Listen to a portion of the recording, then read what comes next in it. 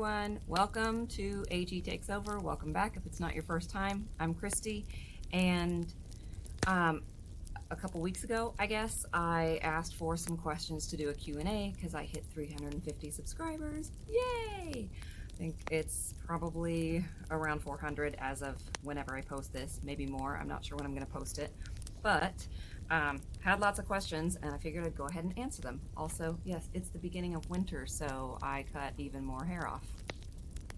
Beanies will be my friend. All right, so Dollies Forever asks, favorite doll in my collection? This was the first question I got. I was like, straight for the jugular. We have so many dolls, I don't know how to answer this. So I thought, okay, resale value or whatever is not going to play a factor. How hard it would be to replace the doll is not going to play a factor. Do I answer this from like whose stories or whose collections I like more, or which one I think is the prettiest, or which one I have the most like attachment to? Yeah, anytime I tried to answer this, I was like, I would go, oh, this one. But wait a minute, what about so-and-so? I gotta answer it, right? Gabriella. I don't know. I could pick so many. Gabriella is particularly gorgeous. She's the first doll I ever bought for myself, and I really like her books. And in spite of AG royally screwing her over and just recycling a doll that they already had, I really like her. By the way, Crystal Stars AG asked that question as well. So yes, two of you are cruel and made me pick. Dollies Forever also asked, next doll on my wish list, 107.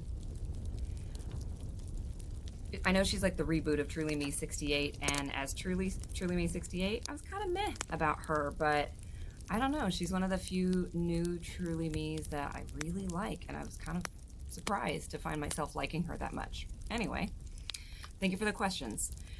Elise Elliott asked some questions. Favorite AG outfit? Again, too many to list, but I gotta answer the question. The 2011 Seabreeze outfit is one of my favorites. I don't know if it's the favorite, but it's the first AG outfit that came to mind when I answered that question. And really, it's the main piece, the shoes and the hat or whatever, but I really like the main piece. Elise Elliott also asked if there are any outfits that I want that I don't already have. Yes. It's not a super long list, actually, but I really like Kit's chicken keeping outfit. I just can't part with that much money for one outfit. We do have her other two overalls outfits, so would really like to get that one. The 2000 downhill ski outfit is also on my radar. Like, not super high priority, but I like it. I would be happy to have Kirsten's baking outfit. Even though I don't usually keep our dolls in historical outfits, I love that outfit, but it's super hard to come by and expensive. I would love to have Addie's folk dance outfit from 2005 and the JLY Kwanzaa outfit from 1996. So there's a few. I think the last question from Elise Elliott was, if I could change one thing about AG, what would it be? So many things. I guess I wish they would think more long-term. So I think a lot of companies have stakeholders, especially in this country, who insist on seeing like profits every quarter. And yeah, I think that mentality steers companies in a direction of like whatever is selling best in that moment. But I think if they reinvested in their historical lines, like they're kind of like neglecting the historical lines because they don't sell as well. Also, they have been neglecting them for several years, so that's why they don't sell as well. They give them less space in the catalogs, they give them like fewer collections, they're cubing a bunch of them. I feel like if they would invest some money in the historical line, creating the stories, adding like more detailed items to the collection, it really could become a focal point of their line over time.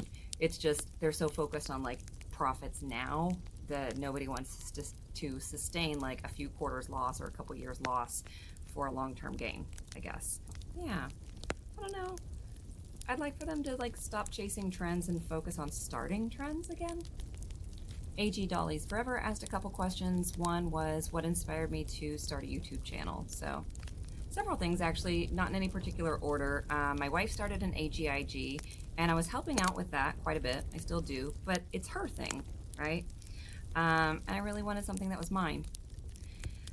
Also, I watch a lot of AGTube, and I know what things I like. So I know what kind of videos I really enjoy, and I would find myself, like I'd be watching a video and imagining like what kind of videos I would make if I had a channel.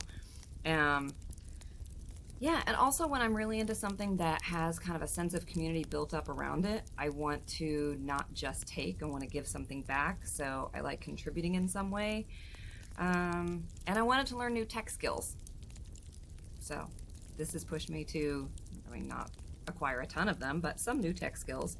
So yeah, there are probably more reasons, but that's a good start. That account also asked, was there anything holding me back from starting a YouTube channel? Yes, there was. First, I'm in my 40s, and I'm well aware that most AGTube viewers are a lot younger than that, so there was some self-consciousness tied to that, TBH, and worrying what people might think, like, what is this old lady doing on here? No, I don't think that I'm old, but, you know, somebody who's 17 or 18 may well think that, so. The other thing that gave me pause was wondering if it would take too much time away from my family. So I have a wife and 2 children, and I want to be able to focus on them as I need to. But I also thought about, like, I've made it a point to support my wife's interests and her endeavors, and I shouldn't feel guilty about wanting to carve some time out for my own. And I did talk to her and my older daughter about it, and they were both super supportive. And also, I'm the first one to wake up every morning, so I tend to get a lot of the work done before anybody gets up. But yeah, those are some of the things that kind of kept me from doing it for a little while. 6 Star Doll Studio asked a handful of questions. Who is my first doll and when did I get them? She's a Truly Me 55. Her name is Sydney, and my wife had gotten her in a lot and was planning on selling her to keep some of the other things that she wanted in that lot. Up to that point, AG was strictly her thing. I mentioned that the Truly Me 55 was the closest thing to a mini me from when I was a child, and she just decided, all right, she's yours, you need your own. And as for when I got her, January 2021, so just under 2 years ago. Yeah.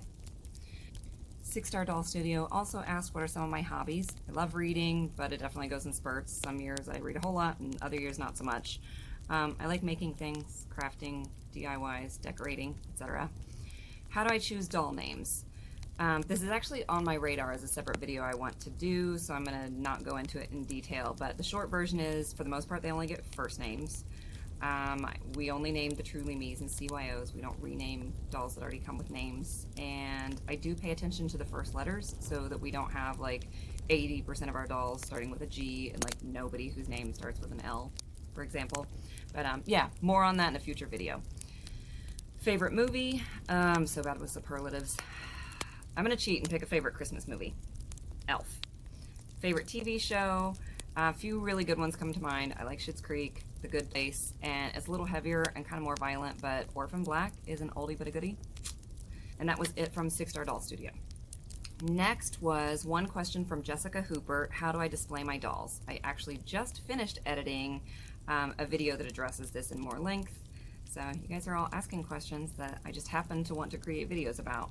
But yeah, it's a 2-part series on doll organization. The short answer is I store them all standing, and the majority of them are on 2 shelves that each hold 14 dolls and 2 racks that each hold 5 dolls. So yeah, keep your eyes peeled for that video. Theodore Luderman asks, were both my wife and I into AG when we met? Nope. She had been into them when she was a kid and didn't rediscover that love until the pandemic, and the dolls had never been on my radar at all until she rekindled her love of AG dolls a couple years ago. So yeah, more on that story in a separate video. It's going to be a recurring theme. Theodore Ludeman also asked, how did my wife and I meet? We're both sign language interpreters, and we met through work, and we officially started dating at an interpreting conference in 2015. Do we have children besides the toddler, and are they into AG or other doll lines? Same person. Yes, I have a 21-year-old and a 3-year-old, no kids in between, and both were planned. If that tells you anything about my sanity. My older kiddo never had AG dolls because I was a young mama and I was broke and that wasn't even on my radar.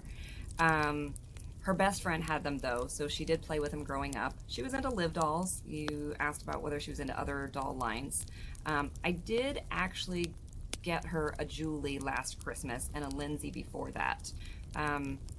When she comes home to visit, she'll often change their outfits, but that's about it. She's not like super active with them or anything. She is very supportive of her mama's newfound passion for American Girl dolls though.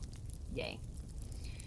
Michelle's House of Miniatures asks, when did I get into American Girl dolls? I do have a longer answer to this question, filmed, edited, and waiting to go as a separate video. I just don't know when I'm going to be posting it, but the short answer is just a couple years ago when I was over 40 years old. Crystal Stars AG asked 2 questions. What is my dream doll? We have so many amazing dolls already, and I'm fortunate to have a collection that already includes many of my dream dolls, so there aren't any, honestly, that come to mind. Ooh, I would not say no to a Truly Me 11. And Crystal Stars AG also asks if I could remove a doll from my collection and swap it out for one that I want more, which would it be? I love this question. I wouldn't mind swapping out Maritza for the aforementioned Truly Me 11, but Maritza's not really my doll. Like, Grace bought her, so I guess that's kind of cheating. If I have to pick one that we either bought jointly or if I bought on my own, I would probably part with our Truly Me 64 in favor of Truly Me 11. All right, that's it. I may do one of these in the future and I'll ask for more questions, but thank you so much for asking questions. I hope it was enjoyable for you to get to know me a little bit better. Thank you, and I hope to see you in a future video.